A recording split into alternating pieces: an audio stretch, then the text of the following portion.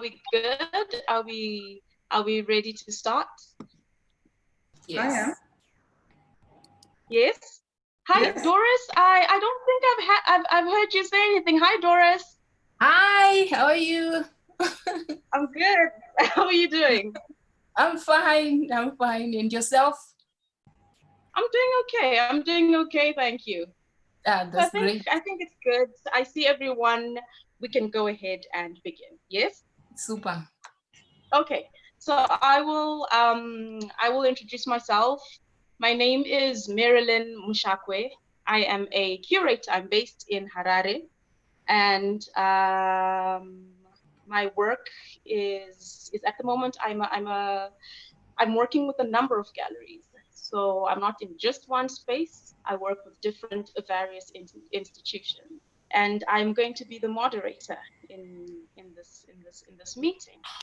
I would like for each and every one of you, if you could just introduce yourselves and introduce your work. Okay, myself, I'm Doris, KAMPIRA, Zimbabwean artist, known for sculpting, but also a painter and do some prints. Okay, sculpting, painting, and print. And what is your subject matter in the work that you do? Mostly it's women and sometimes All right. with children. Yes, that is my subject matter. Okay, you deal with women issues, female Women issues. Doing their daily chores or just their day-to-day life experiences. Yes. Okay. Okay. Beautiful. All right, that's fine. And ANWANA, maybe you could go next. Yeah, my name is ANWANA, and I'm a visual artist, contemporary artist working in different mediums, so mainly new media. So Yes. Yeah. All right. All right. Is that it? Yeah, I think so. Okay, that's fine. That's fine. And NUMERO. My name is UNOMA, otherwise known as NUMERO UNOMA. I'm also multidisciplinary, known for photography, painting, printmaking, poetry. I've dabbled in wood as well recently, but I'm not really known for that. But I like to the things that irk me are the things that naturally manifest in my work. So if you say I'm speaking about women's or gender issues, it's because I am taking a poke at the patriarchy, or whatever it is I'm complaining about sort of manifests: corruption, identity issues, sexuality, the things that irk us here on this continent. Right. I'm based in Nigeria, by the way, in Abuja. Yes, okay. So you are in Abuja at the moment? Yes. Okay, lovely. And where is everybody else? I'm at the moment in Oslo, but I spend most of the time as well in Zambia, in Livingstone, so where I'm from. All right. Okay. So right now you're in Oslo. And Doris? Yes, I've mentioned earlier from Zimbabwe, Harare. That's where I'm based. And that's where you are right now as well? Yes. Okay, perfect. So the topic of our conversation today is art, power, and yearning for art that transforms. And I'm quite excited to see how we're going to get into it. And hopefully we'll be able to exhaust it, to speak well on it, and for everybody to feel like they have had a voice and a say. Yeah. So we'll just have one or two leading questions, and I will allow for everybody to just have a chance to speak, and as well even share examples of some of the work that you have, perhaps in speaking on some of the topics that we have today. Is that fine? Yes, that is fine. If you like that or not. Okay, good. Great. So I will start by asking you how you locate yourselves within your art, and whether there should be a difference is in you as an artist and in your creative process as an African artist. How do you locate yourself within that? Okay. Maybe I might start, sorry.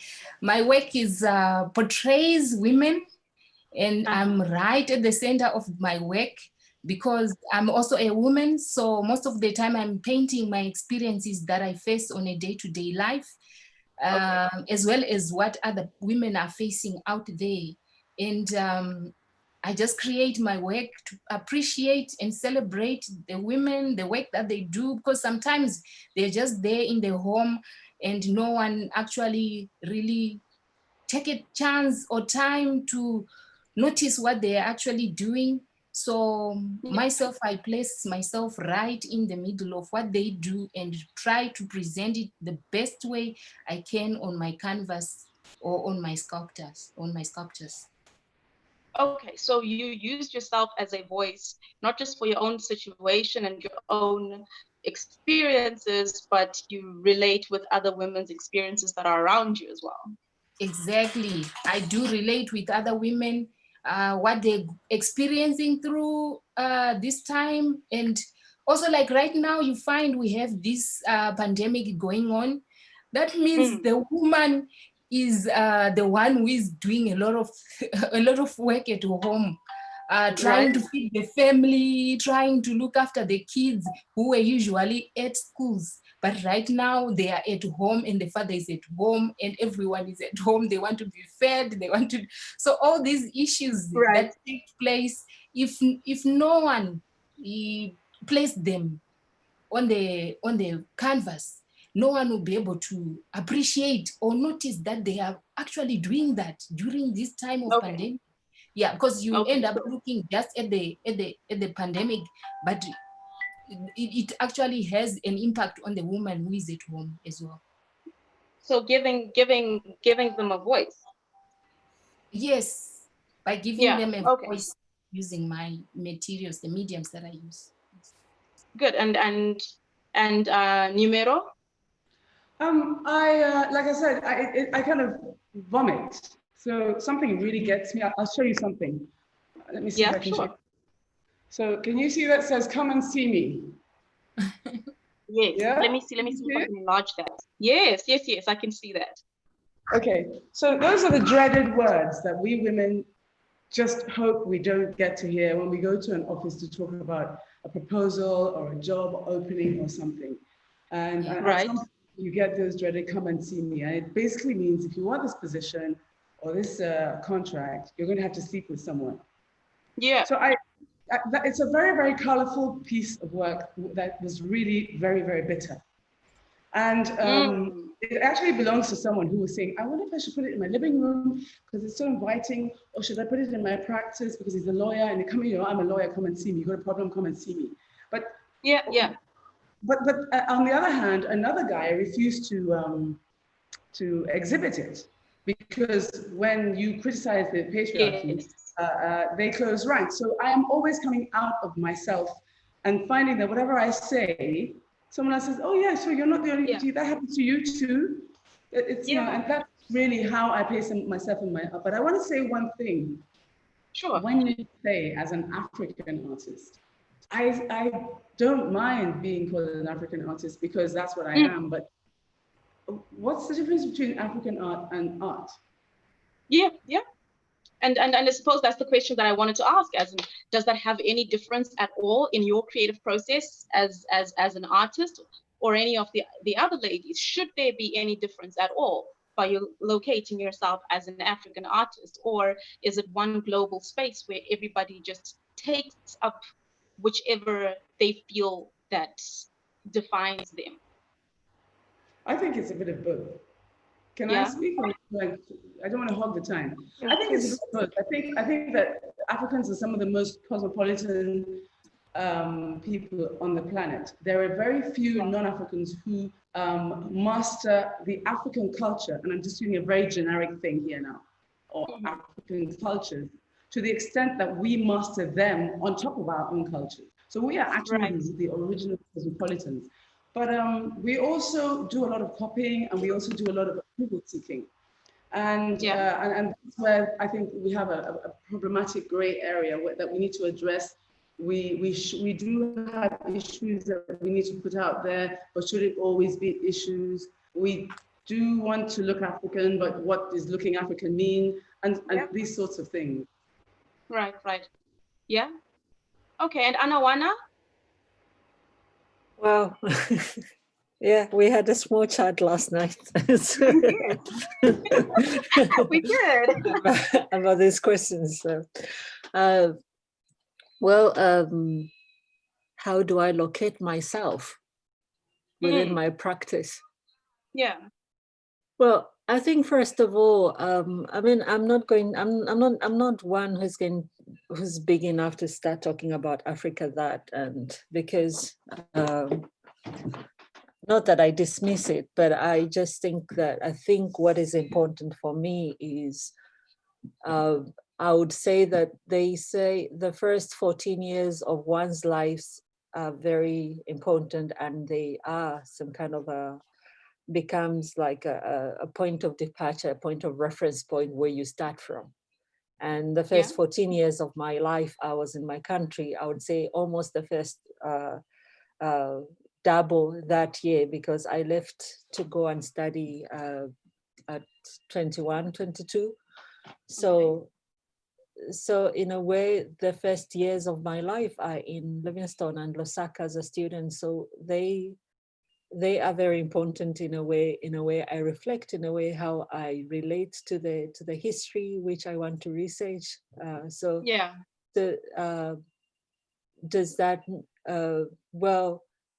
Does that per se have to do with women or not women? But because I really, I mean, the first thing is I'm a woman, so obviously I'll have probably a feministic point of view in a way I deal with things.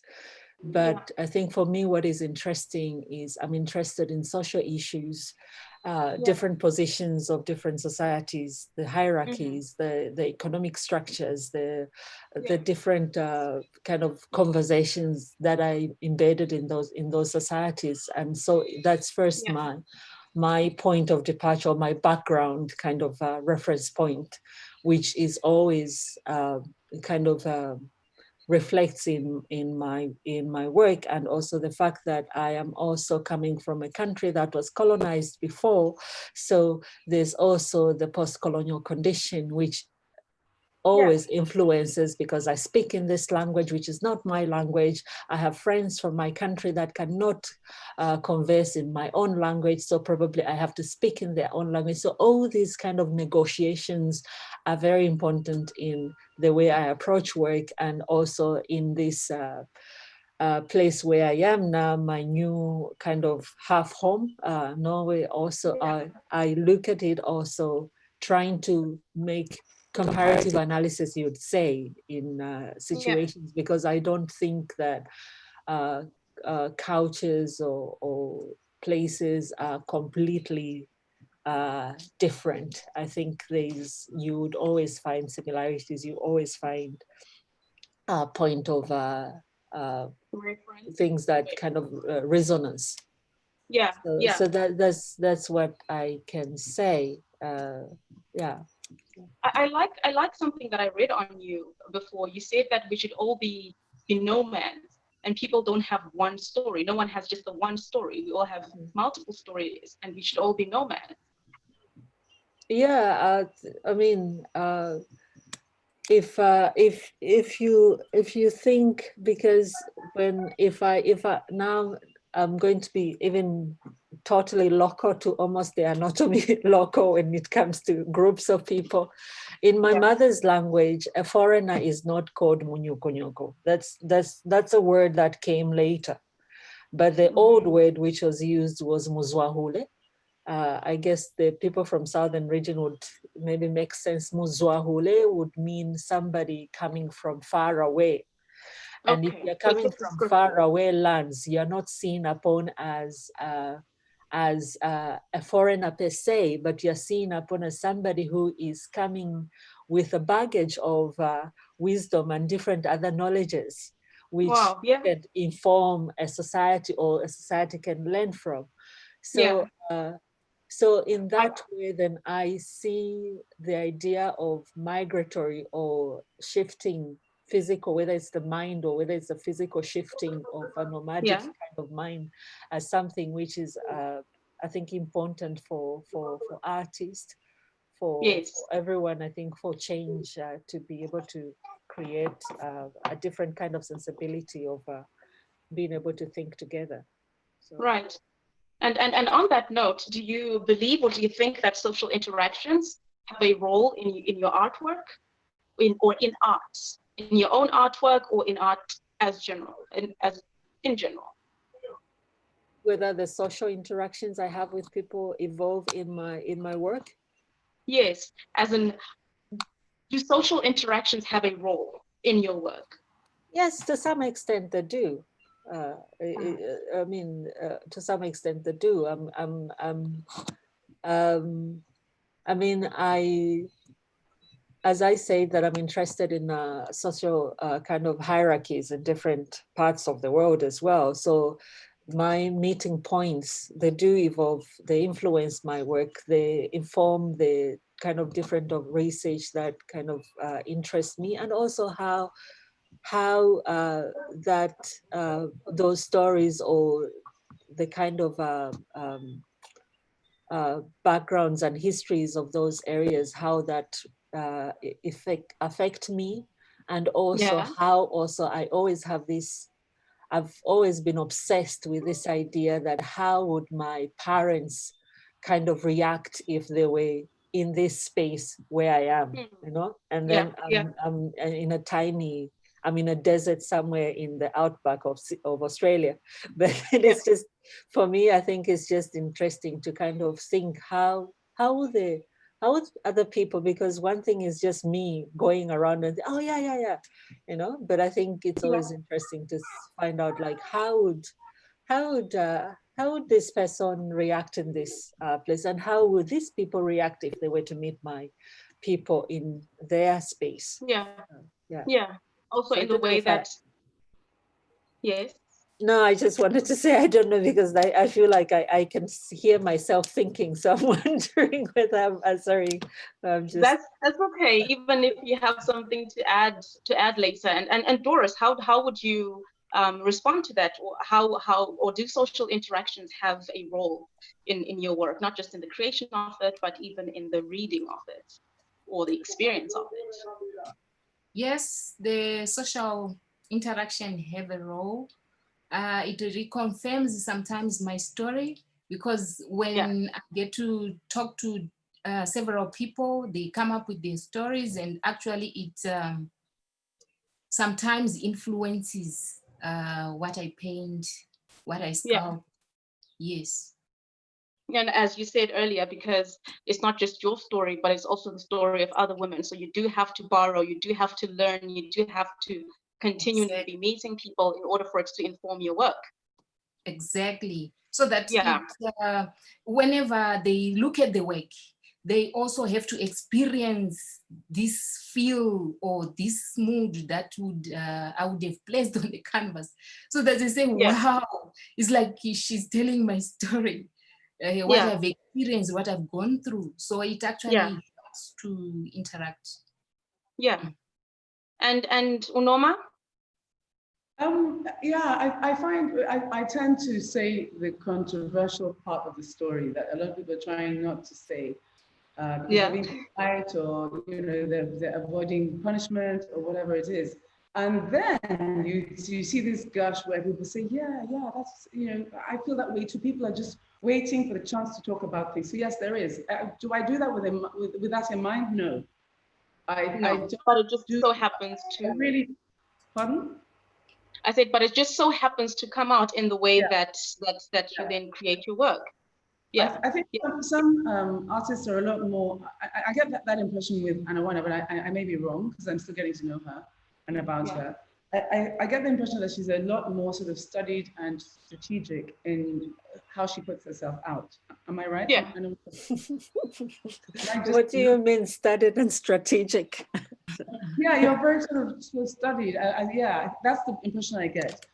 Whereas I tend to be very raw and sort of it's like an impulse, and I have to get rid of it. It's this kind of thing that can be bad behavior in a social setting. You can't do everything you have an impulse to do, but you kind of can in art, and then people don't always understand it, but when they do, they say, ah, I feel that way too. And if it's a forbidden part of social interacting, then they feel able also to align with it, where they wouldn't themselves come out and express it on their own. So does that answer that question? Yeah. Well, No, it does. It does. I wondered whether if I just like kind of just respond to UNOMA, because I mean, I wouldn't call myself that. Probably there's this kind of studied. I think it's partly. I mean, oh, sorry, what is happening? Something is happening with my computer. Okay, yeah. I can see you. Yeah, I think it's. I don't think it's about being kind of studied and being strategic in one, whether one speaks about their work or what. I think it's partly the fact that I have always been like this. I mean, it's your nature. Yeah, I think it's very. I mean, I've grown up. I've grown up in a house where to ask is to ask questions, and to always ask the same questions in different words it's part of how to be. Right. Because I think this would, I think after some time, basically, I think it kind of, if it's part of your personality, and it kind of builds on how you kind of work.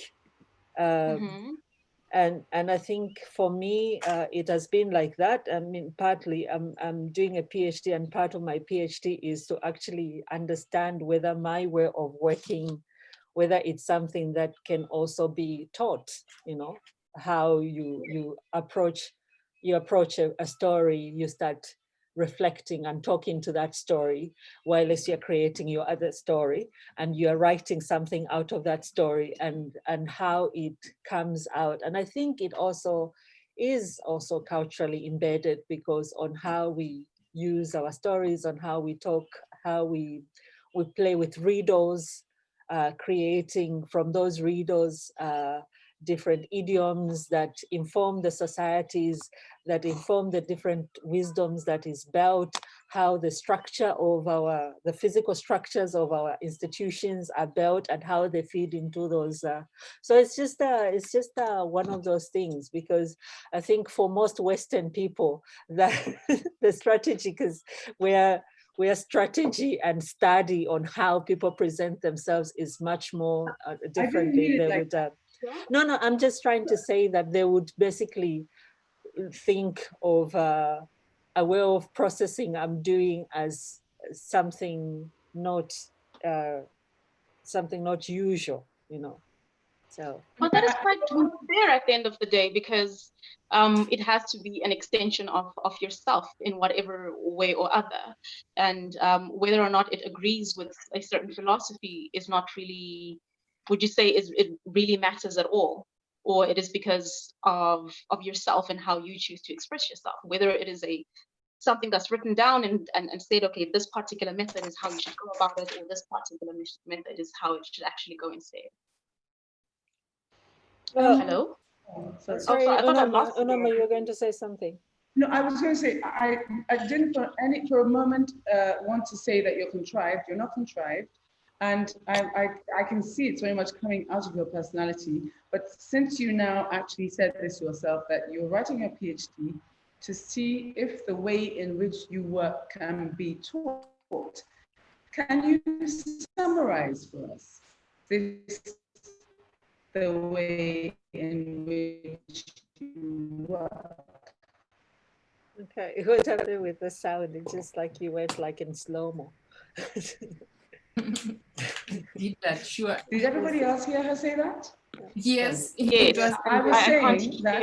Yeah, I heard the question. I mean, over the years, I have worked in such a way that that most of my work goes into some kind of research for a long time, which I also draft poetry and different other texts alongside, and from that text, that's also what kind of informs what it becomes, because it's not like I have this idea, then I have to put it into a performance. You know, I have to, so it gradually grows from all these different discussion on different levels. And I've understood after being a student and also teaching on different levels that it's not so many people that are working in that way. And also because I have also another, what do you call, ulterior motive of going through this program was also to kind of try to introduce different theory or different texts which are outside the European kind of theory which is emphasized in the university. So I felt that, okay, I can do these two things together. So using that theory from outside and then using it and building up on how the student, how you can, whether it's possible to create a way of working, a process of working, which would be maybe beneficial from other people as well. So I don't know if I answer you. You did. UNOMA. That's great. Thank you.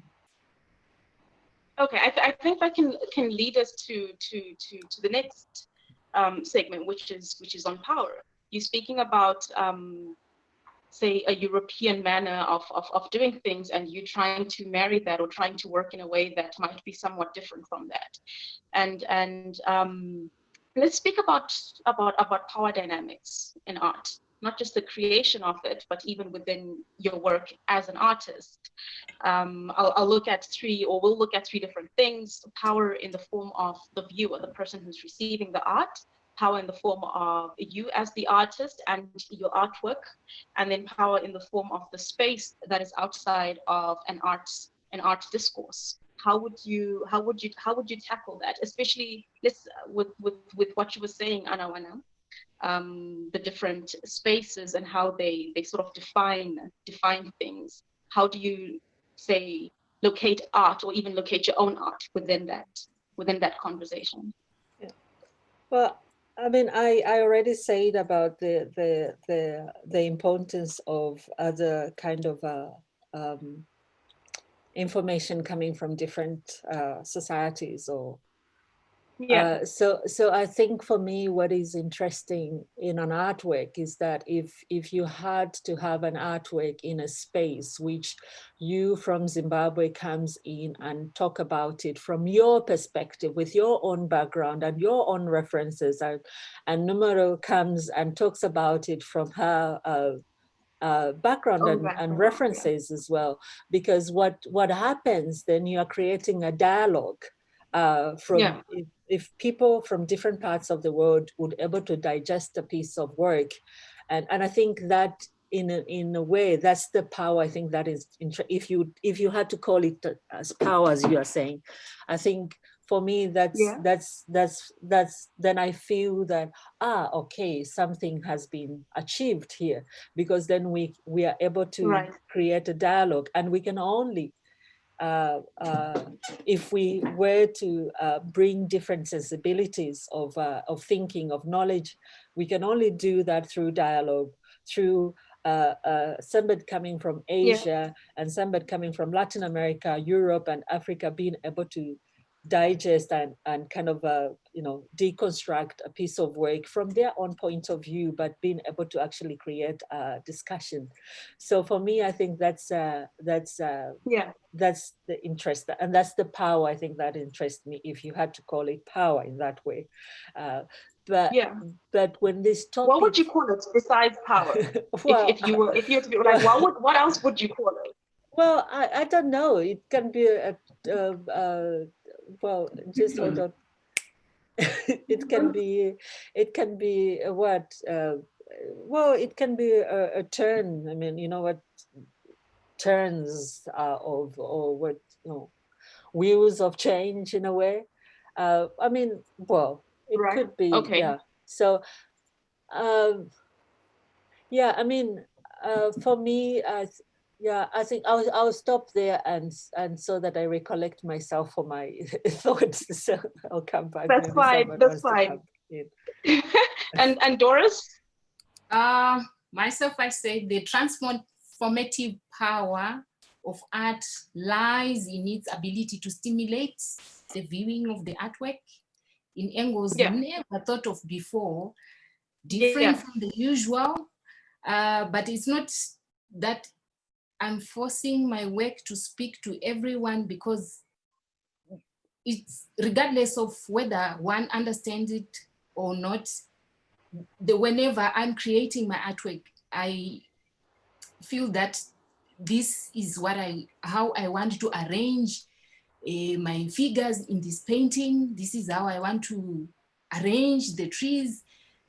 As long as I've done it in the way that I feel emptied by finishing my art piece, then that makes a very interesting artwork, whether someone likes it or does not appreciate it. But normally it's in the transformative of how you have arranged the elements, and also the viewing, the stimulation is in the viewing of the artwork and managing to touch lives or touch people whenever they have a look at it.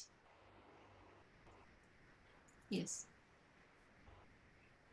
Okay, and how is power played out in your arranged figures besides the way that you canvas? What about the what's called subject matter itself, especially since you look at ideas on human nature and women? Well, oh, okay. Numero, she wants to say No. I was wondering who that was addressed at, and it's you. Yeah.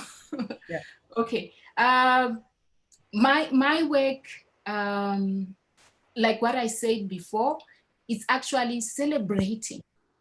It's elevating a woman to a position maybe she has never realized before that she is that important, or she has that energy, and she is showing those characteristics. And when I'm painting now, I'm showing those characteristics within that painting, and the way I arrange them is if it's facial expression, like women gossiping at a corner, I try by all means to show the face more and show facial expression. That is the power that I give to the artwork that I produce, or that is the power that I want people also to appreciate, the facial gestures, which happens when women maybe are gossiping at a street corner in Harare or anywhere else. Yeah. And I just saw someone, I'm not sure who wrote, they wrote something very interesting. If I'm not mistaken, did you say energy instead of power, like relating power to energy or interchanging those words? Or maybe I'd like to look at it from that perspective as well.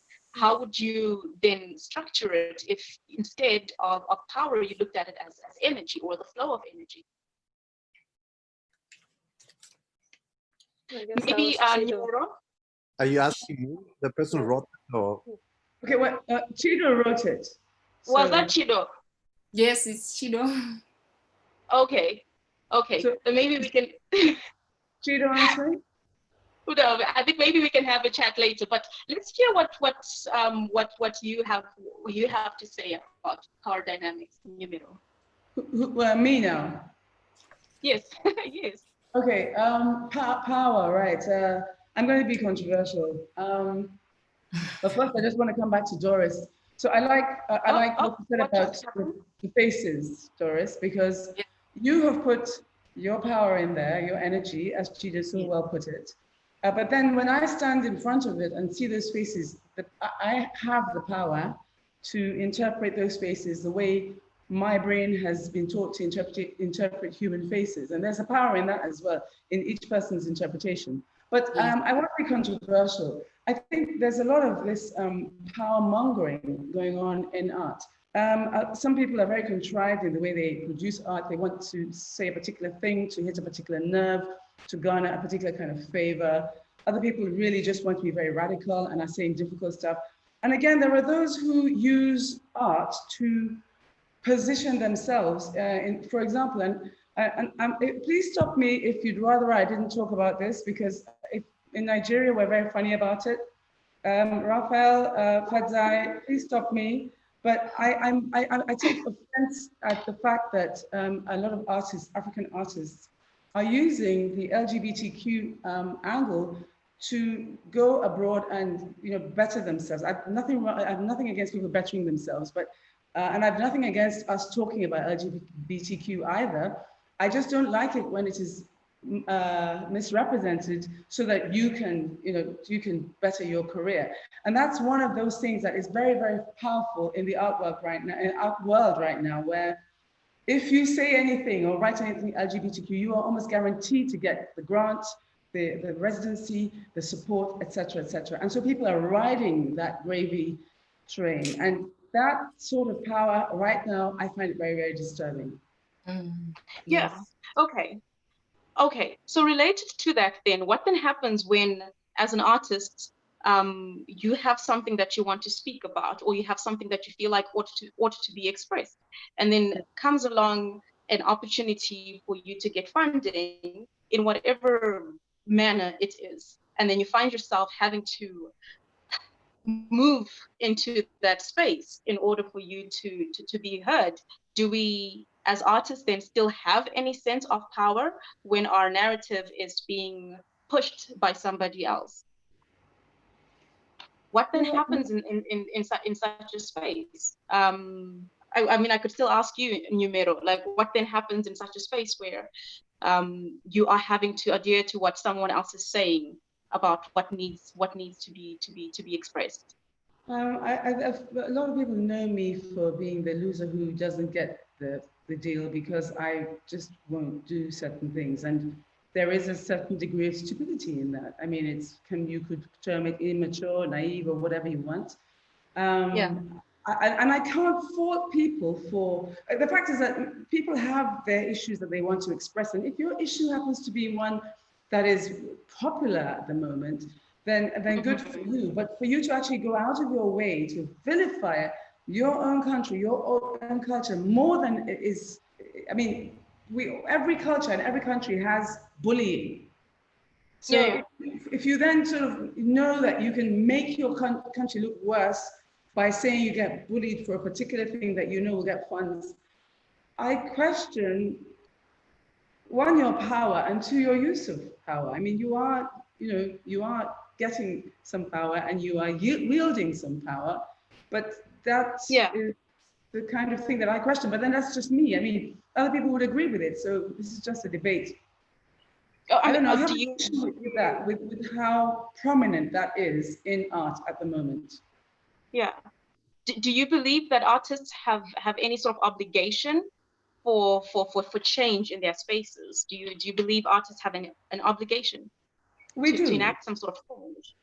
We do. I'll say, I'm not saying there should be no la pula. I think la pula has its place, but I think that we live on a continent that it requires so much work still, just everyday work, whether it's just tidying up the gutters or tidying up the corridors of power and everything in between. And lots of, one of the biggest things we're lacking, and I'm so glad when I can exempt Zimbabwe from this, but we definitely in Nigeria, as we speak for us, we have real problems with education. And we don't have the money to solve that problem very quickly. At the same time, our population growth is running away with us. So what do we do? How do we help the minds, the young minds, to be healthy and wholesome? It's going to be art. So we do have a lot of responsibility. So I hope that answers the question. Do you believe that? Do you believe that as well, Doris? Yes, I do believe that we have the power to change. what is happening actually in the world. Some artworks actually did that. They change how people view other people's countries, and even whatever it will be taking place. Imagine the Guernica painting by Picasso, which showed the horrors of wars. If it wasn't for a painting like that, how would we have known that such horror could have been taking place in wars, like what happened to Guernica? So I believe the artwork has the power to change things which are happening within the society, and they have to speak. And this is it: the painting, the canvas, the sculpting. You have to speak, whether it's negative or it's positive, thought-provoking. However they view the work. So there is an obligation for artists. And ANWANA? Well, I think, I mean, because we know that nations were built hand in hand with art. You know, there's the different stories, and when you go to different parts of the world as well, not even just that, but if you go back into history, you also understand that art was very much embedded in the societies on how people lived. And now when we have Trump, when we have, you know, free flow, free falling economies in different countries, and the different problems going on, and maybe I think it's also maybe the time to employ on art. And also I think artists also find themselves in a privileged position, because an artist is also a thinker that is able to borrow from different fields, you know.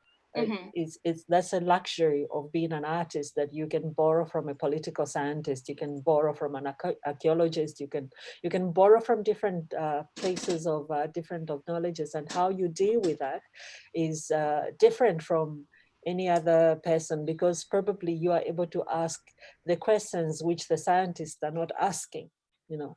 And that, I think, it's a value which we have to think more and more about it. I mean, if you go back during the struggle for decolonization from settler colonialism, Fanon wrote in one of in The Wretched of the Earth, that literature increasingly evolves itself in its only in real task if it's able to get society to mediate and reflect.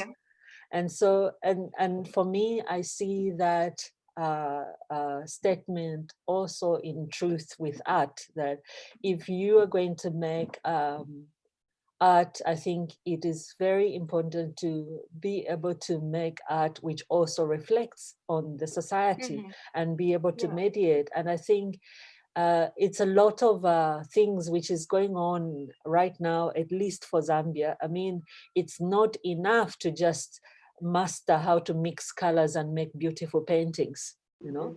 You know, it's like people call themselves artists because they can make paintings, but that ends there. So a white person diplomat comes to buy it and put it in their living room, and that's all. And that is not enough. And I think we are coming from societies that ask questions. So why are we not asking the questions now?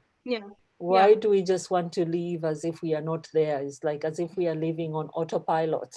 Somehow we are not concerned with ourselves, but we are there, you know. And if also we are going to be able to argue our positions in history and now and everything which is happening, I think we have to start reflecting more. We have to start asking more questions, you know. It starts, the people say they don't want to make political art, but I'm not saying that, right, the president, you know, is genitalia out, you know. That's something else. I'm asking you to ask, because the ability to be able to ask a question, it's already a political kind of standpoint. So I think it's, for me, I think so when you were saying that, that when the topic, I wrote this to Fadzai about yearning to change or yearning to transform. So I think if we are going to think about transformation, then we have to start thinking of a different way we are asking questions within our practices as artists. Yeah, I'll stop there for now. Can I say something, please? Our moderator is MERILYN? as frozen. Oh, okay, so I'm just going to say it anyway then. So, for example, there's a lot of talk about how Lagos is sort of almost as good as any other world city in the art department and all that. And of course, Lagos does move a lot of work. But I found visiting Zimbabwe so refreshing, both Harare and Bulawayo, because, and especially, I'll say especially Raphael, because Raphael and Fetsai, because of course it's a state institution and there tend to be maybe sort of, there's some restraint on what you can and can't do, or perhaps the way civil servants are wired to function, at least in my country. But I find that in Zimbabwe, there's a lot more very edgy art that isn't trying to look pretty. It's trying to make some statement. And sometimes the statement is very obscure, which is beautiful in its own way, because it really is not contrived. Whereas a lot of what we have in Nigeria is that very art that you're talking about, where they just create very nice paintings, and very often it's copycatting. You can stand there and see what has been copycatted, but not the reason, no other reason than it was made to be sold. So yeah, I agree with you. We need to use our art better, but how do we do that? Is it a visual literacy thing? Because why is it happening more in Zimbabwe than in Nigeria? Are we just money greedy here? Are we just vain and shallow?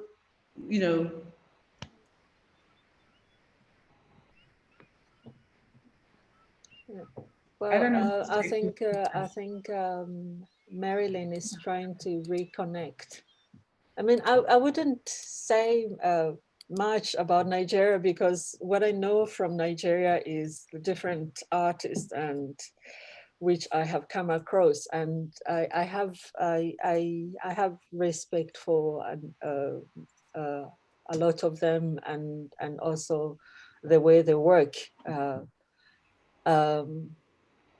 Which is also, but I mean, there are a number of Zambians in this chat, and I hope they can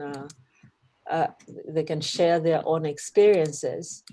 But I mean, just as I think we have a different type of history, and note that we don't have a very active history. It's just that the foundation of that history is somehow tainted not by the locals, but also by just information that came in from outside earlier.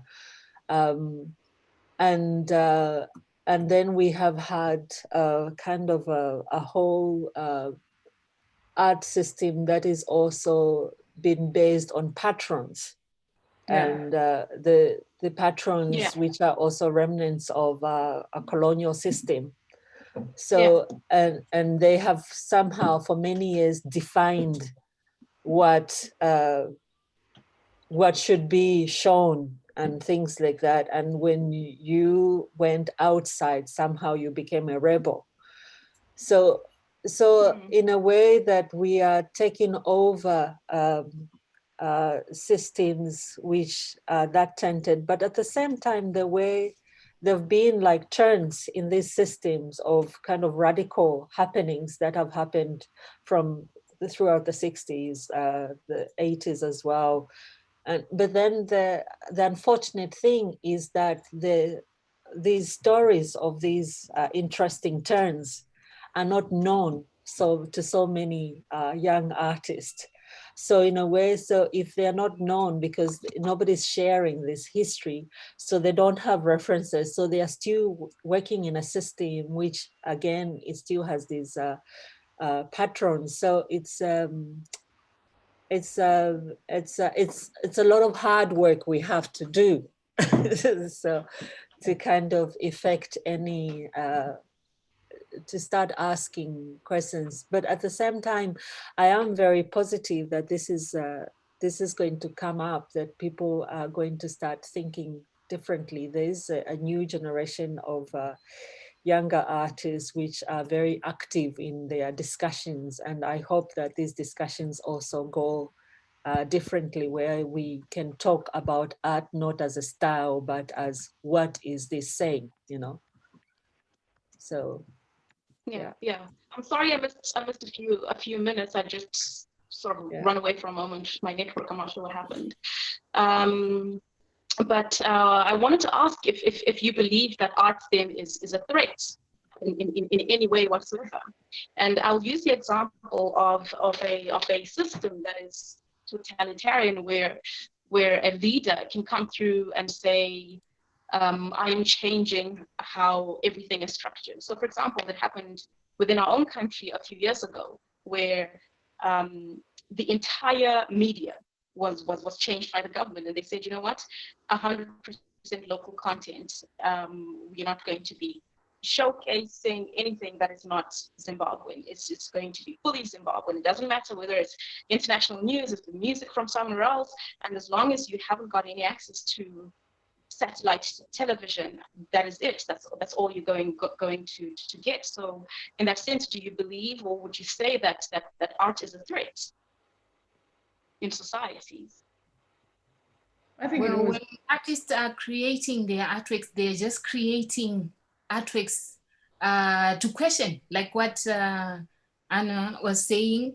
But in the end, they start to also change mindset. That is the threat that others see, that this painting that she has done is actually changing people's mindset or making people very agitated about the systems that are taking place or whatever which is happening in that area. And then people will start to have all these ideas because they've seen an artwork in a gallery or hanged in a public place. So in a way, they can pose threat.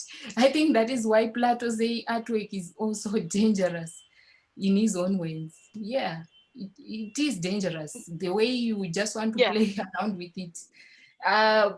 Why is it that some artists are actually chased away from their own countries? Because of what they have said out through their artworks. They have noticed that.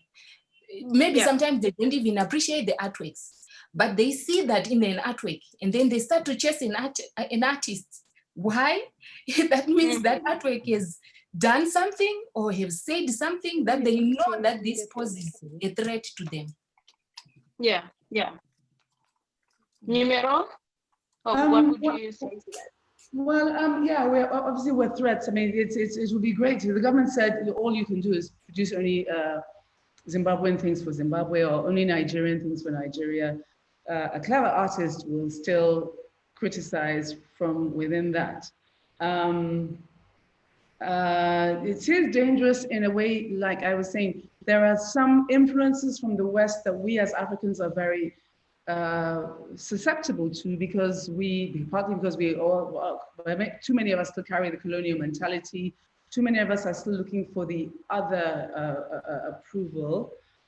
And it's also very dangerous when we sell out. I think the most dangerous art of all is the art that sells out.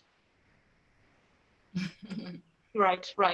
The art that does not reflect what is actually happening, but that is just looking for money or looking for something else that is besides what is intrinsic and true to the artists themselves. Yeah. Okay. And ANWANA?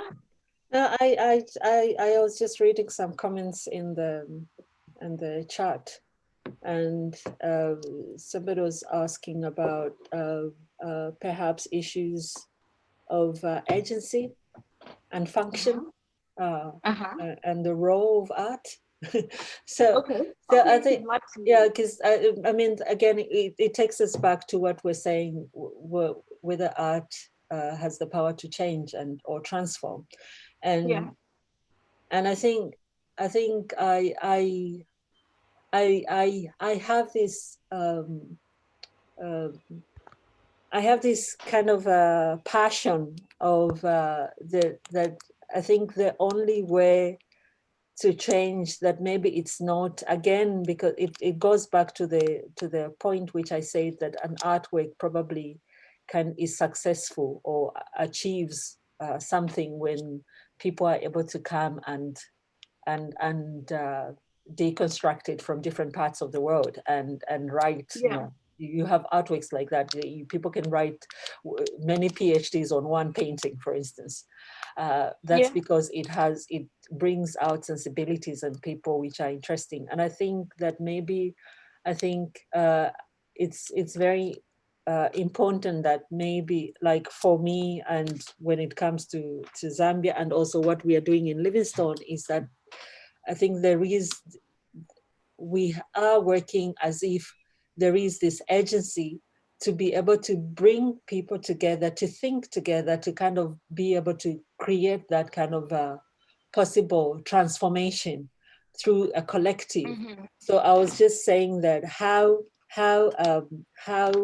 somehow I, for instance, do not have a whole clear picture of what happened in the 60s when Nobis Sikalido, or when Aquila Simpasa, or the different literature people were writing, which were Zambian, and how I'm disconnected to that history, and how somehow I'm disconnected to the history that actually formed also the Visual Arts Council, that I have some parts of it, but not the whole thing.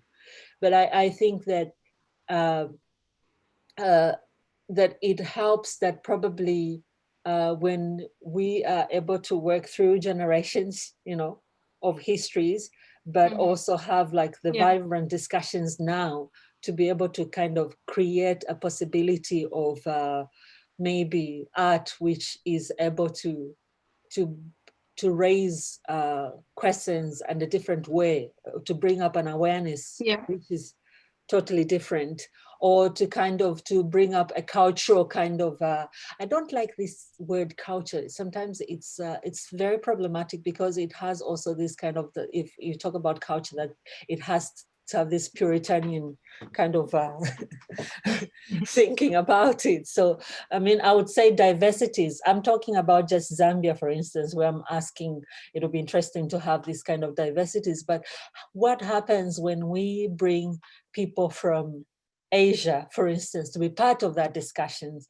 What happens if we bring the immediate people within our region to discuss about those kind of experiences and history? And what if we also bring people from outside, from the Western world, to be part of that discussion without, you know, without either infuriating ourselves or kind of, you know, but trying to have a collective way of building knowledge which is inclusive, where no hierarchies, you know. So now I sound like one of those utopian way of thinking, which I think is very much new. But I think that maybe that's a way to go, but it's not something which is going to be done without like me sitting in Livingstone and trying to produce or build something exciting, you know. But it only is something that comes through an exchange of knowledges, of you know, of as Chidi prefers, energies that that are going to inform a different way of thinking, because in a way, because I think if we have such kind of platforms or such kind of interactions, because then we can also talk about decoloniality in a totally different way, because we are then practically working with the problems concern us. That's all I can say. Ish, I'm talking too much. So I was just trying to point out that she's wearing a red beret. Yeah, where am I wearing a red beret? Very significant. If I can be tribal, I can be allowed to be tribal. The Western people in Zambia, we have red berets when we are doing our komboka, which is like when the king is moving from the floodplains to the higher land. Yeah, but it has some Rasta colors as well. So it's a lot of things going in, as Rastafarism is just a different level of post-colonial studies. You spoke about a utopia, and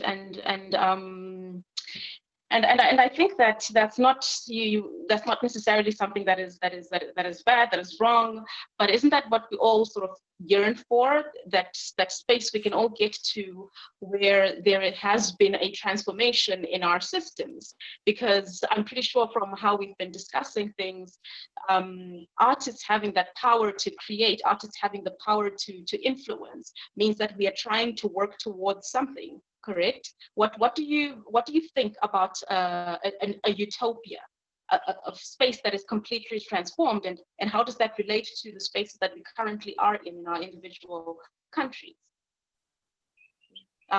Maybe Doris. I'll pass on that question. I did not hear it clearly. Sorry. Okay, I was talking about the idea. I was just taking from what ANWANA had said about a utopia, right? And I'm just trying to link it to the idea of transformation, or yearning for transformation, because I believe that in the various manners in which artists work, there is a yearning for transformation. That is why you speak about things. That is why you speak about women and the things that women are going through. You are yearning towards a transformation of something. How far do you think the current space you exist in, maybe as Harare, as Zimbabwe, as a position that women hold in Harare, in Zimbabwe, how far is it from the ideal? And what would your ideal be? Is your ideal equality? What would your ideal be in your work? Okay. I was hearing some of the words I was not hearing, but what I can say is I'm also, as an artist, placing my voice there so that we are also heard, and so that we are also appreciated, and also, and not necessarily that I'm saying that I'm really struggling or wanting people to appreciate me without having done something. But whenever I'm placing my compositions, I'm actually showing what we are capable of doing and placing it out there, that in other places we can be equal. In other places we can be equal. And that is what I yearn for. Like, for instance, there's a painting that I did of a woman. She was on a mirror, putting on, or having her time, spending more time on looking at herself on the mirror, placing makeups, and trying to prepare to go for a function, whilst the man is taking care of the child who was in a perambulator. That is what I'm also want to see as change in this world that we are living in. And I'm hoping that people will understand that is what I'm speaking about when I place that my compositions. Okay. Numero, I hope my question was you somehow, yes. Well, what would you say to a utopia, right? Utopia, yes.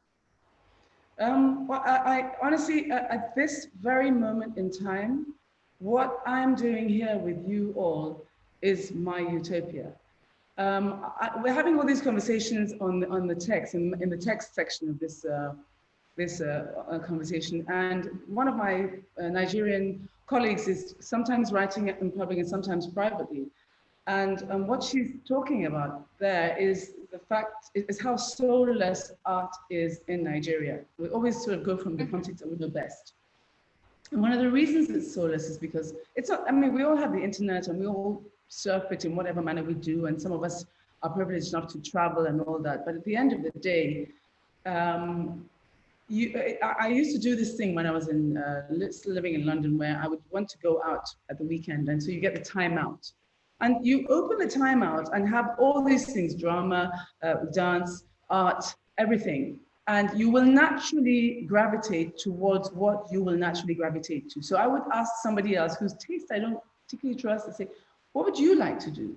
And I would force myself out of my comfort zone in that manner. So I'm not just taking what I naturally will always choose. So sitting here with you all here now and having these discussions is my way of creating the utopia. We can't get on planes, even if there were no COVID, we haven't got the money, we haven't got the time, we haven't got the schedule, but we do need to be connecting and we need to be rubbing each other up. There has to be some friction going on.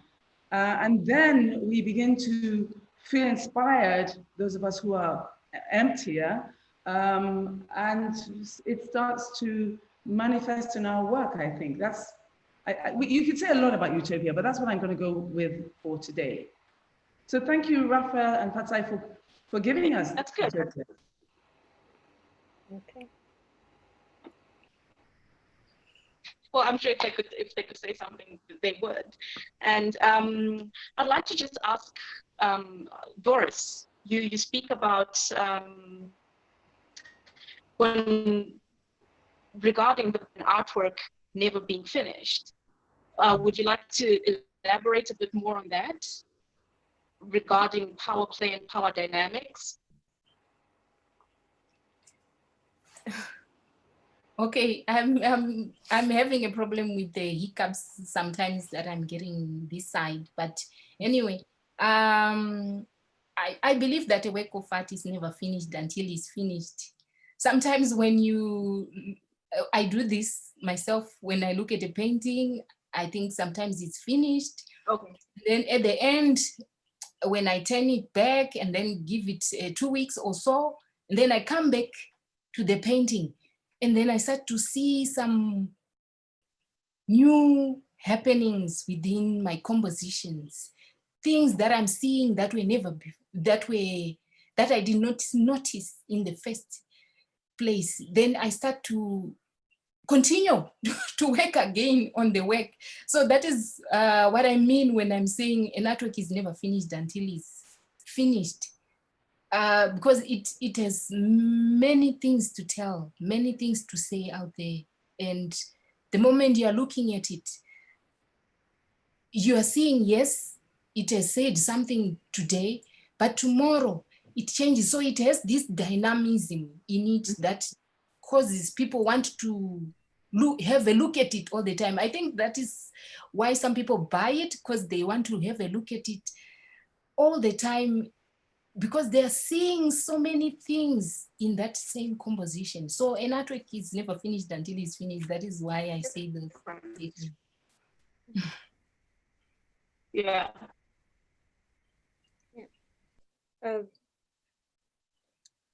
Yeah, I'm a bit, is she around? Are you there, MERILYN? Oh, okay. Well, I don't know if I think I'm going. I see there's a question which was asked. I don't know where MERILYN is. Probably she's her network has gone off. Yeah. Yeah. So I had the question. Rafa was asking how working and practicing abroad more than in Zambia and how it has affected my practice. So I don't know if I have a good answer for that question. You're speaking about, say, an artist, how other people do it. Sorry, come again, MERILYN? It's just me. Hi, were you saying something now? Uh-oh, I'm not too sure what is happening. Okay. See everybody.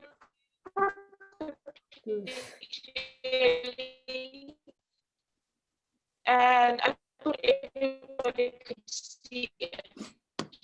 Yeah, I can see you. I think the others can see you too, but your sound is very bad. Hear me? Doris? Okay. Hi. Hello? Hi. Can you hear me as well? Yes, I can hear you now. It says it's fine from my side. Okay. Yeah. Okay. Everything says it's fine from my side. Okay. Okay. Yeah. Okay. Still? No, I was just saying that I was going to answer a question Yeah. which Raphael put in the chat. I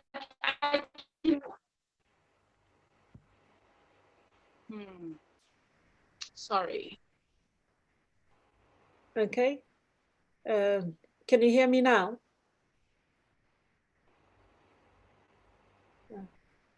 So what do I do? Should I just continue talking? Yes, I think so. Yeah, I think Okay. just continue talking. Everybody, I can Okay. perfectly clearly. I just Okay. yes. Keep talking. Yes. Okay.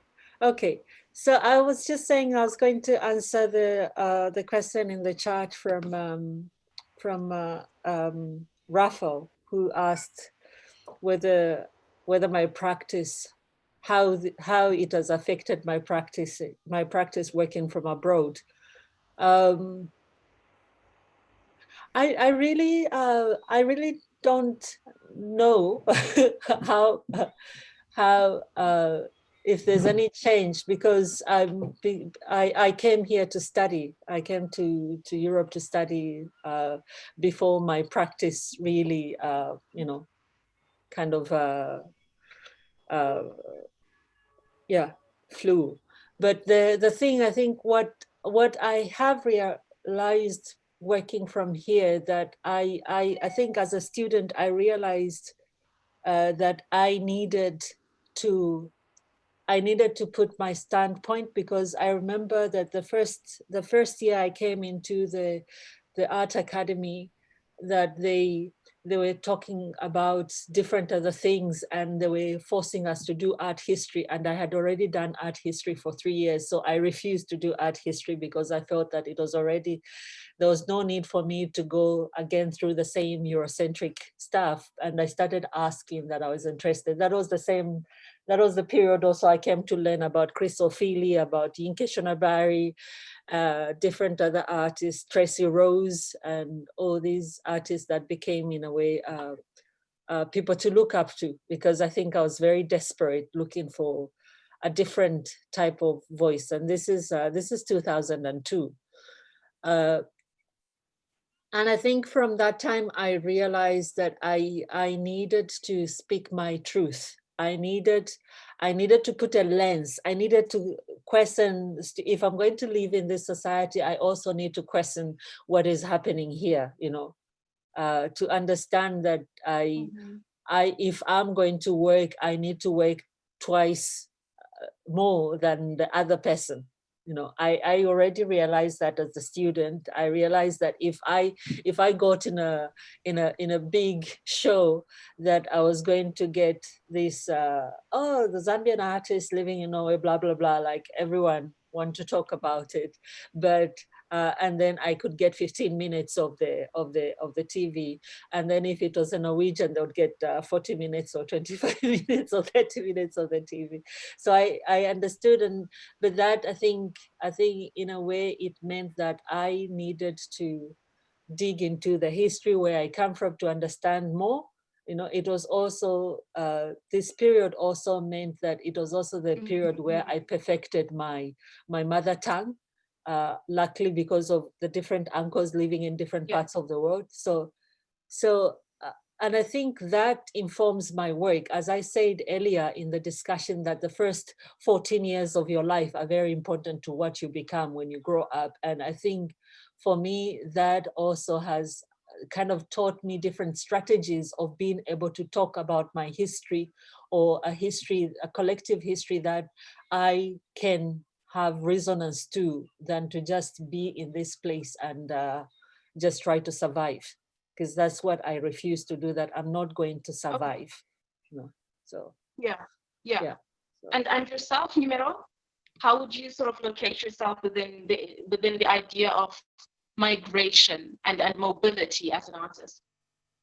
How would I position myself, did you say? Yeah, or how would you factor Okay, well, I mean, I didn't hear you. to the idea of migration? Okay, well, I mean, obviously you can all see that I'm mixed race, so I have these two influences happening in my life. But the European influence, my mother died when I was very young. And I'm telling you this for a number of reasons, so you understand how my personality or my identity has evolved. So I lost that part of my identity. But what also happened then was that I was thrown, the family was kind of thrown asunder. So I ended up doing this travel. I have this triangle that I call my Bermuda Triangle, where my identity got lost. It didn't get lost. I'm Nigerian, but I have all kinds of issues and baggage. And it's between Germany, England, and Nigeria, all of which have different political and ideological baggage. I mean, we're not going to talk about the good stuff now. I'm going to talk about the stuff that you carry around that's heavy. I'm finding these boundaries everywhere I go. It's like ANWANA just said, she doesn't want to just survive, and she didn't want to be put through the mangle of Eurocentric art history again, and she wanted to use a system that she had entered into to express herself. But that expression is always relative to where who you are is relative to where you are very much. I mean, I am who I am, but especially for me being mixed race, there are perceptions that come with looking at me where somebody speaks to me in a manner that portrays what they expect of me. And one asks oneself how much one subconsciously or consciously responds to that. Do I spend too much time trying to prove I'm Nigerian, or both here and there? You know, so the migration is interesting. I think at the end of the day, it gives you a lot of yardsticks to compare, and out of it all, it's like boiling things together in a pot, boiling it all down, and what it boils down to is the essence of who you always were, even though that changes ever so slightly. And hopefully that comes out in my art. So sometimes, a lot of the time, my art doesn't look African, but if you know what it's saying, then you understand that it's extremely African. It just doesn't look it by whoever's standards. I don't know if I've answered the question. MERILYN, you're frozen. Okay, can somebody else take over? Okay, myself, I think it also filters in the migration and itself about arts from. Yeah. I'm sorry. In what way, Doris? All right. Like you said, your work also showcases the migration. In what way would your work find itself within the discussion of migration? I didn't say my work per se, but the moment you are mobile, you're moving around, everything that you see influences sometimes your work, but it does not take a total position in what you have to paint, because you still have your experiences from wherever you're coming from, but it tends to influence your colors or the way you see things. Sometimes that influences, if maybe I have to speak about the Impressionism, during that time, they were moving, they were now able to move from one place to another, and that ended up influencing so many artists, and came up with these various ideas, creating new compositions. So sometimes it's not even a bad idea, though, being influenced wherever you are mobile or wherever you're going. But it needs you to interpret everything from your point of view, and what is it that you want to say? What is it that you want to tell people, or what are your emotions all about? Yes, that's what I think. Yeah, yeah. And do you think there's any sort of such that wherever you are and whatever situation you find in yourself in, that you're threat within yourself of changing who you are based on those different situations, based on those experiences? I did not get that. I didn't either.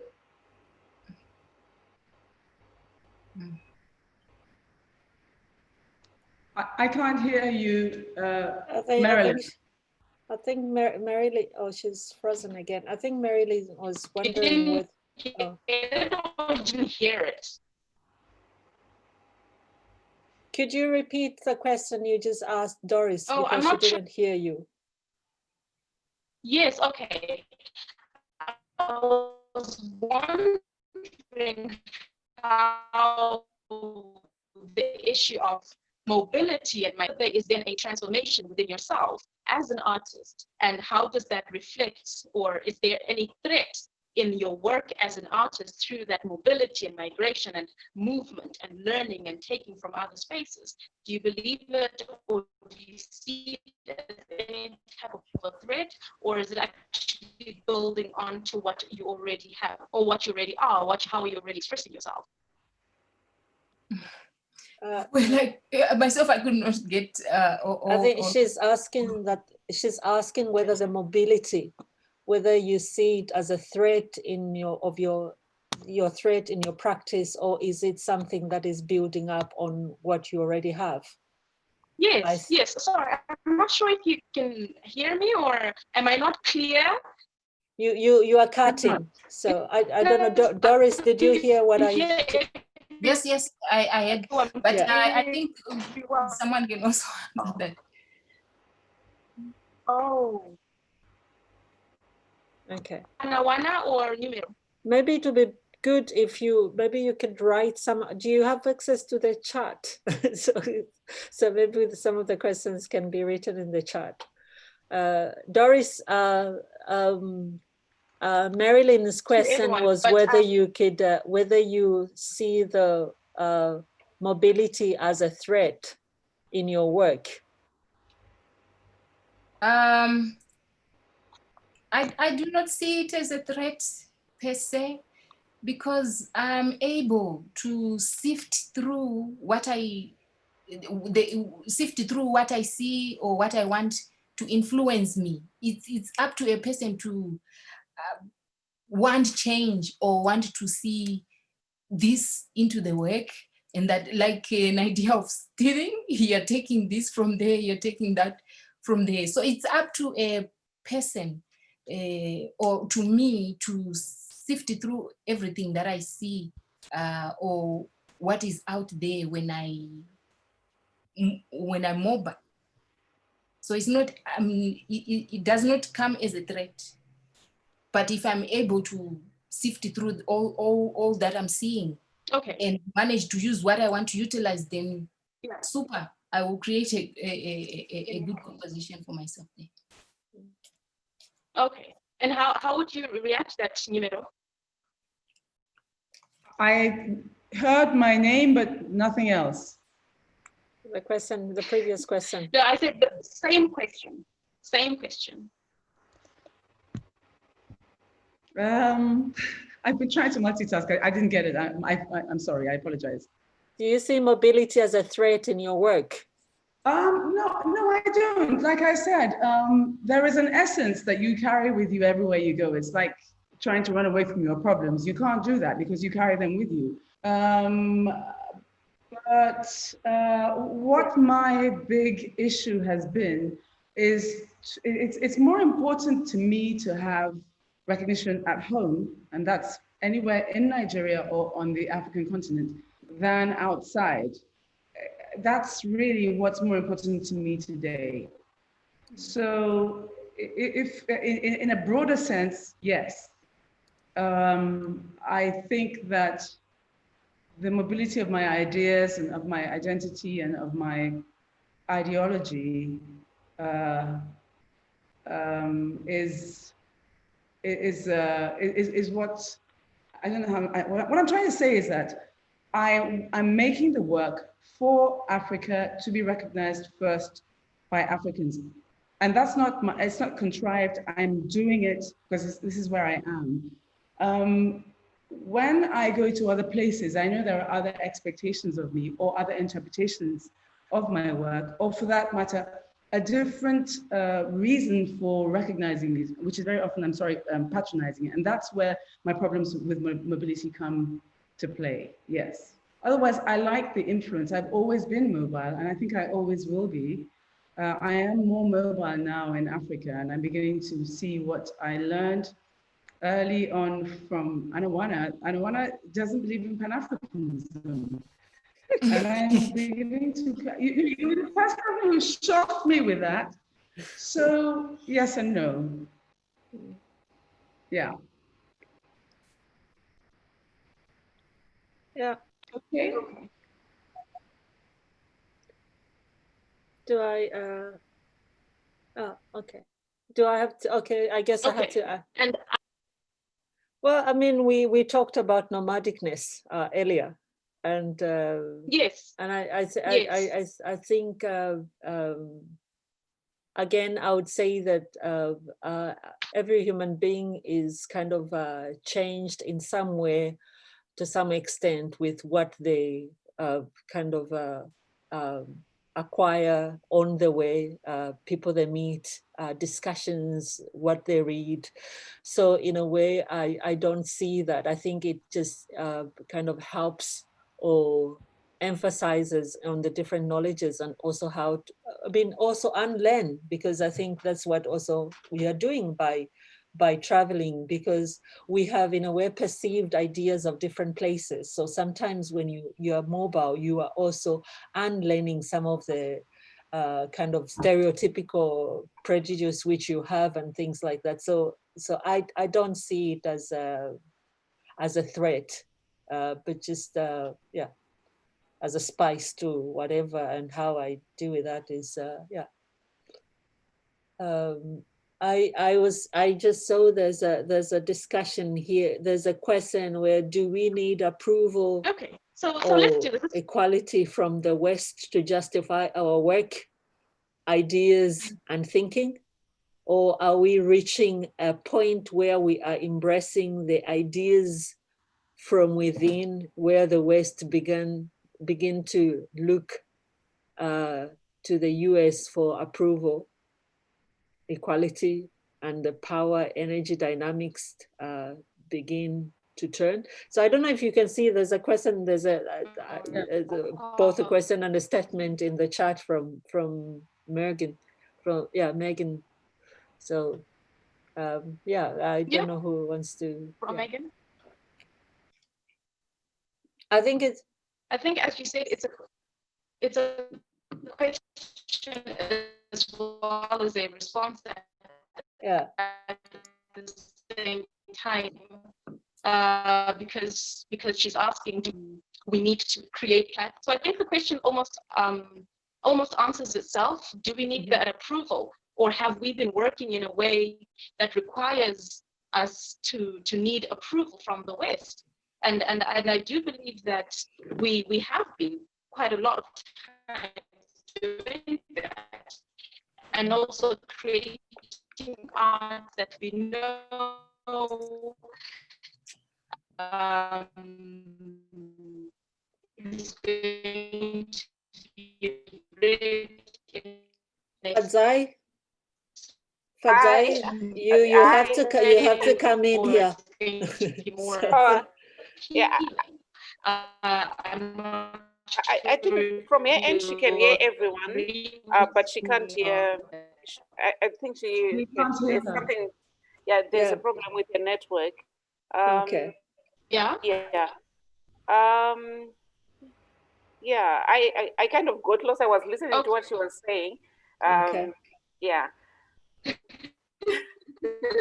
Okay. Yeah.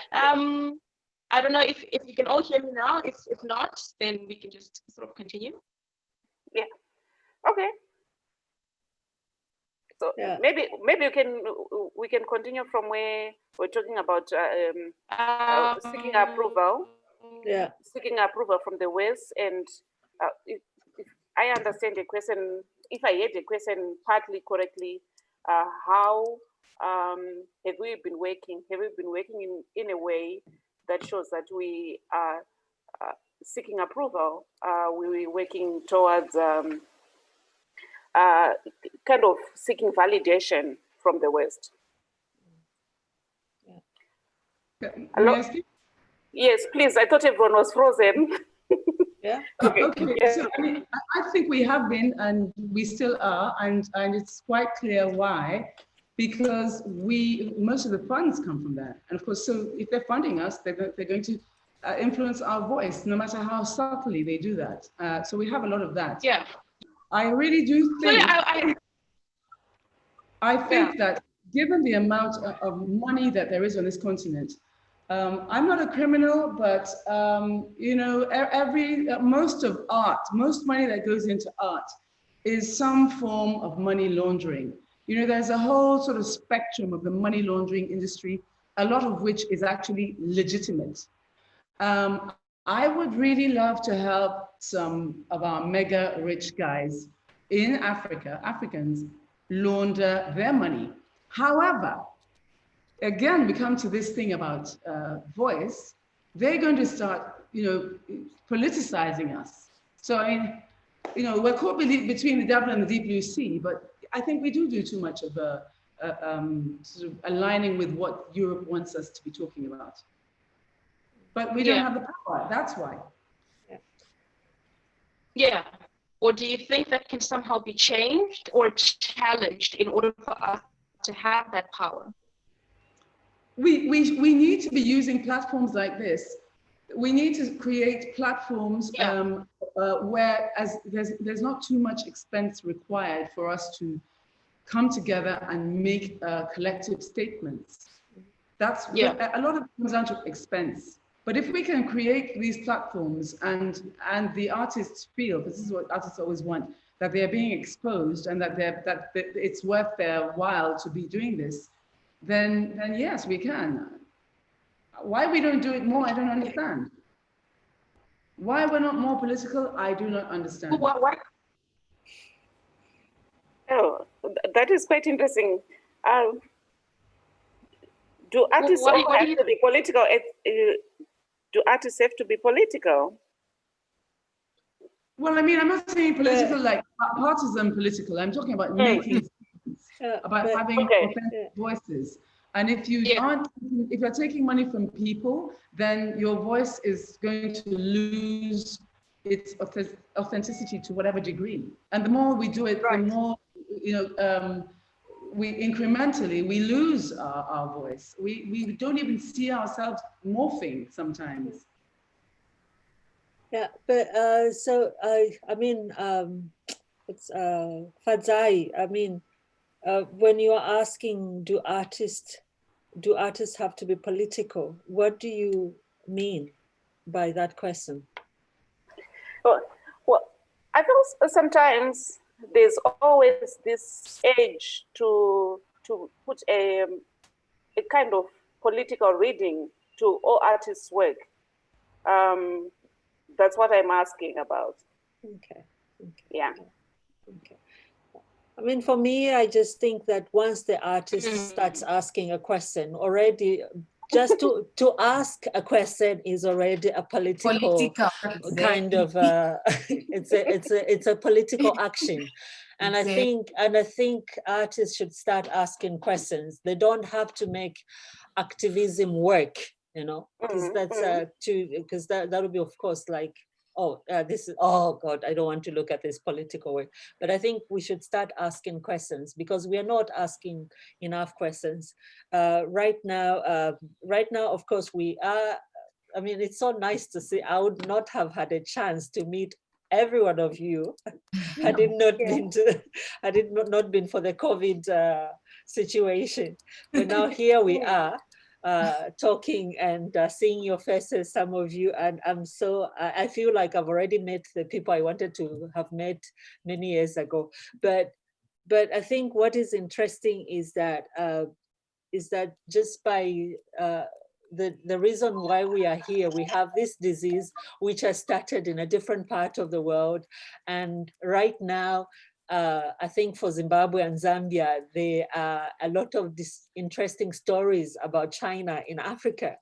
And who is asking the questions, even the nice questions of just saying, when are we going to meet Lucy from China so we eat together and discuss her being there and you having becoming neighbors. So I think people should start asking questions, because when we are not asking questions, then we are not coming up with the different other questions, responses, or working on the responses that come up from the other questions which are asked on top of that, to be able to change or find different solutions of talking about our problems. And also just the fact that that I think in ourselves we are able to make different turns which would be interesting to build upon, which has got nothing to do with the West per se.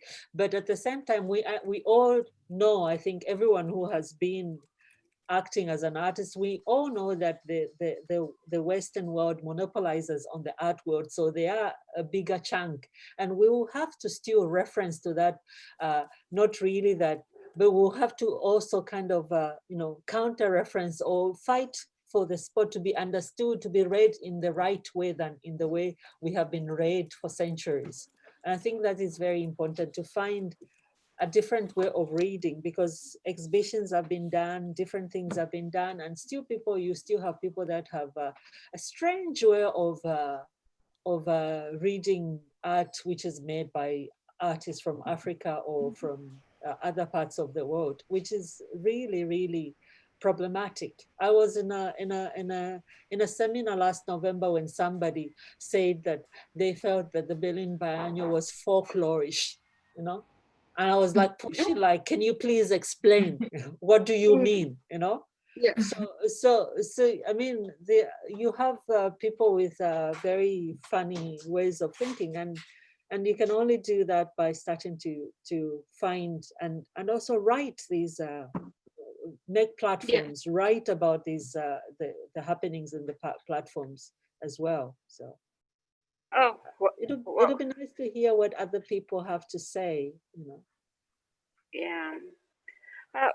Okay, this has been quite interesting. I didn't know that we're going to take so much time talking. It's 4 o'clock. Yeah, I know. Yeah. So I thought maybe, I thought maybe to round off, we could ask maybe the three of you to talk about what new thing you started doing during this lockdown. I have a quick question, if I may. I don't know if you can. Oh, okay. Just a quick question. Just a quick one. Hello, everyone. Hello. I know I came late to this conversation, but I picked on a few things that interested me, and some things that I'm are topical in my work right now, and that is. Can you hear me? Can you all hear me? Yeah. Yes. And I don't know if you have seen the Mbira doodle that was published last week by Google. Yes.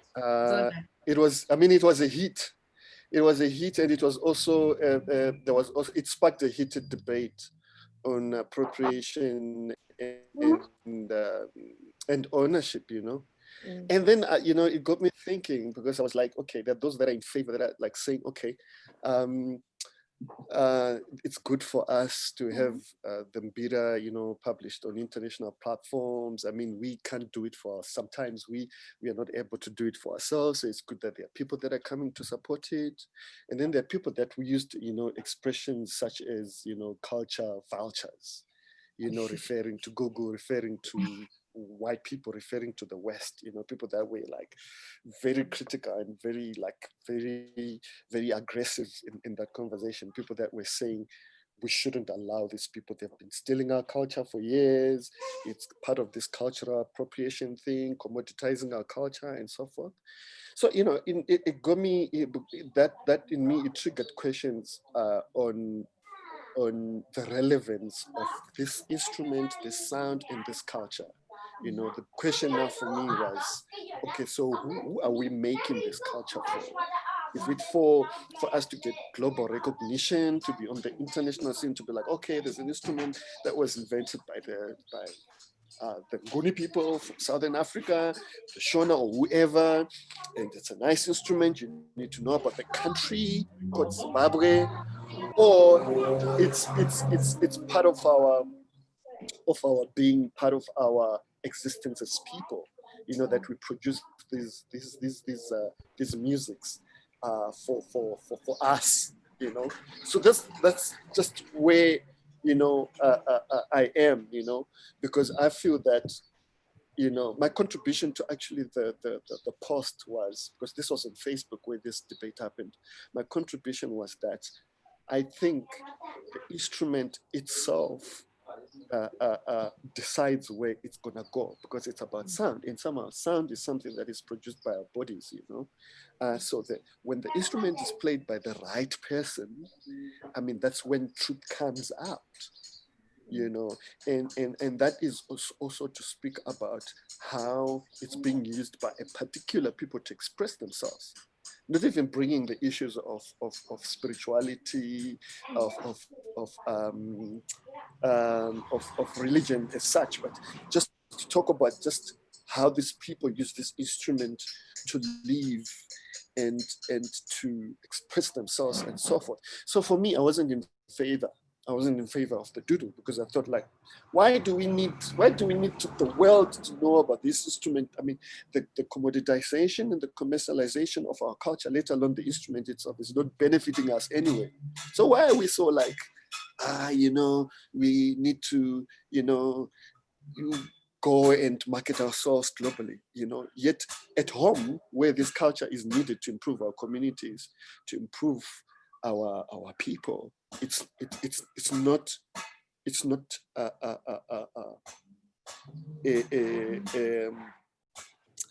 not effective yet.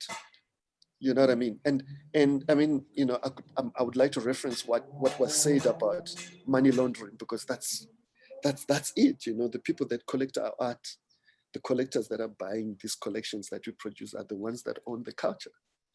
You know, they own our culture. They own the destiny of our culture. So, you know, again, I mean, it's interesting to also think about then mobility and movement. You know, that what does it do to a person when you go to all these spaces where people are watching you and creating currency from that. You know, so for me, I think, again, in my last conversation, I advocated for art pedagogy, because I think that's where the answers are. You know, so yeah, that is my contribution. Does one of you want to jump in and comment on what Robert has just said? Yeah, I'll just give you a very short bit of our timeline in Nigeria. So I always had this problem with us Nigerians just consuming just imported music. And then I started going to Ethiopia many, decades ago. And I would go to these places. The Ethiopians would actually put together a place in the middle of Addis Ababa that looked like the village. So they created like a hut with the thatch and everything. You go inside and you'd feel like you had stepped into a village scene. And there you would drink their teas and their coffees and their wine, honey wine, and all the rest of what they drink as if they were in the village. And then they would have their bards, and then they would do their dance. And they were not doing it for tourists. They were doing it to go and enjoy it themselves. And I used to say this all the time.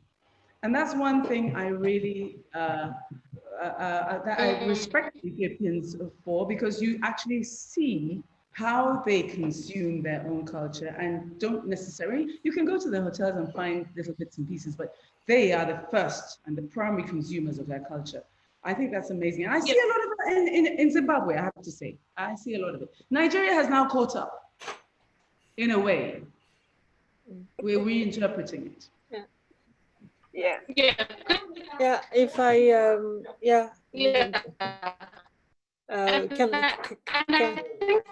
can I say something? Okay. Maybe say something along those lines. Is there somebody talking in the background? Oh, I think it's MERILYN. I think it's MERILYN. Okay. Yeah. Okay. Yeah, I'm just going to say that I think it's. Oh, okay. I'm just going to say that I think it's very important, the questions which Robert raises, because I mean, you're very right to say that one thing is to have this thing on Google, but the other thing is actually that even the people back home, they are not really enlightened in what that object is and what it does. And I think that's where, for me, I mean, the whole project we are doing in Livingstone, it's about that we have to have our own stories to be able to understand them, because that's the only way we are able to decolonize ourselves. Because everyone, I mean, I always say that everyone that has been up to grade 12 in Zambia, you know, whether they dropped out after that, they are colonized. Because the way they look at kind of indigenous religions is very different from the way they perceive on Christian religion. The way they would look at a kind of a traditional musical instrument is different from the way they would look at a Western musical instrument, because they would always put the other one on a higher point compared to what they have. And I think it's very important, because the only knowledge, the only way to help ourselves decolonize, to help ourselves bring different sensibilities on how we think and look at our histories, and also to be able to actually benefit from our art, which was created way, way before, is to be able to start re-looking at those artworks and talking about them the same way you are going to talk about the other art, which is written something which was made somewhere in some, I'm in a meeting right now. Some tiny village in Norway, you know. I think we have to, if we're going to talk about architecture of you know, these wooden churches which they have like this romantic history in Norway, then we should talk the same way we talk about religions, histories in our own communities. So I think it's really important, I mean, that first, I think we should start in our own selves to be able to change ways of thinking, because that's the only probably tool we'll have to make like a different kind of a more effective change. That's what I would say. Oh, okay. Somebody's writing. Oh, someone is writing something. No, it's just Lean, I think. Oh, yeah, okay. yeah. Or she's just writing. It goes back to what Megan said. Mm-hmm. Yeah. Yeah, and maybe to round off, the three of you can just say what you have been doing during this lockdown. Good. Yeah. Okay, myself, I've been doing a little bit of gardening as well as creating some artworks, so that, you know, you need time to relax, and sometimes you do walks, but since we are limited on walking, I had to go into the garden and also do some gardening, and also coming back to my artworks, painting, as well as writing a lot about my art, and also researching on my project, because I'm writing a dissertation. Yeah. Okay. What is it on? What is it on? It's about the conservation of artworks. Okay. Okay. Yes. All right. Good. Maybe ANWANA, you want to jump in? Well, yeah. What am I up to? Yeah. What am I up to now? Well, I've been having struggle writing for my PhD, which I'm supposed to finish this year. Yes. But at the same time, what new thing are you up to? Sorry? What new things? What new things am I up to? Oh, okay.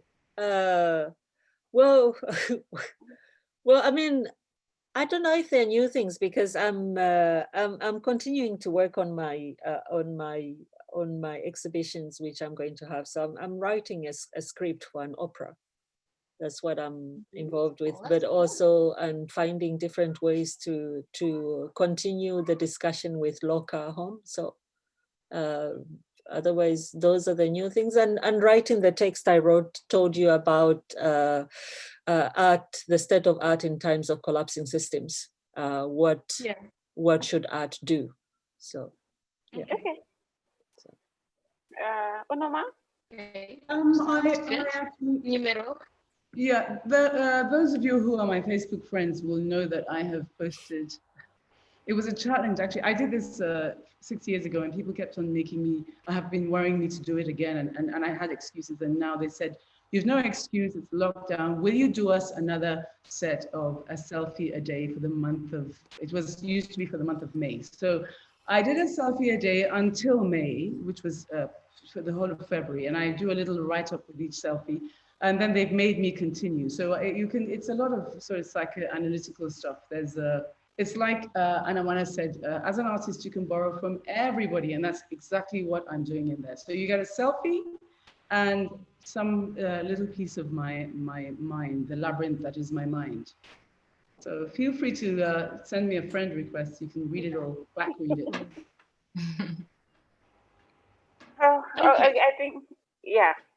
So MERILYN, okay, if I end the conversation here. Yeah. Okay, this has been interesting. Because she's recording. Yeah, I think we should continue this conversation on another day. Yes, perfect. I was going to say thank you so much to Thank you, MERILYN. Yeah, thank you, everyone. Thanks so much, everyone. If you may, please drop your details with Fadzai.